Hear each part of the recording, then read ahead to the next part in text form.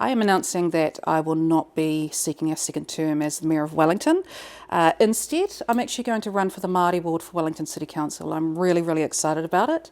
And I've come to this decision because, this week I reached a really significant milestone of turning the sod of the Courtney Place upgrade, which was a key campaign promise of mine.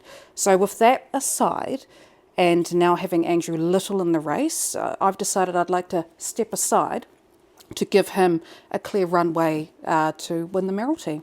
So over the summer, at that point, there were no viable candidates running for the mayoralty. So I thought, well, you know what, I will do that. I will put myself forward because I still care about the outcomes of the city. I did make a promise of a couple of terms. But once Andrew announced, that did change things a couple of weeks ago, and technically running for the Marty ward, which I think will be a success. Technically, I'm still doing a couple of terms and possibly more. So I think this is actually a better outcome for everyone involved, certainly for the city. I can keep fighting for what I believe in for the city, because I had heard that Andrew Little was running, but there was no confirmation. When there wasn't one, I put myself forward because I wanted to give the public certainty.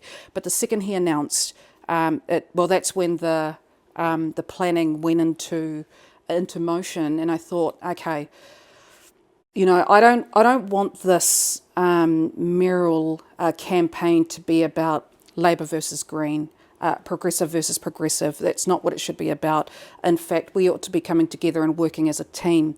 I think the relationship between the Labour Party and the Green Party has been somewhat tense over the last few years, which is a shame.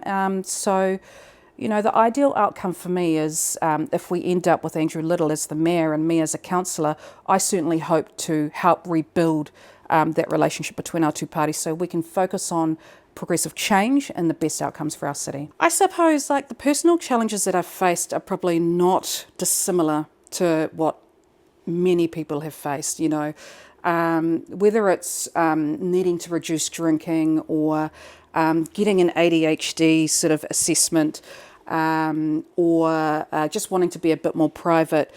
These are the issues that my generation are facing. Millennials, Gen Z, we're all very open with what we're experiencing, and we like to talk about it. And I think that's really wonderful. We need to be open about certain struggles, and what I'm seeing at the moment is certainly an older generation in Parliament punching people down for that, and that's unacceptable. What we need is support, understanding, empathy, compassion, and certainly more funding support for those sorts of issues as well.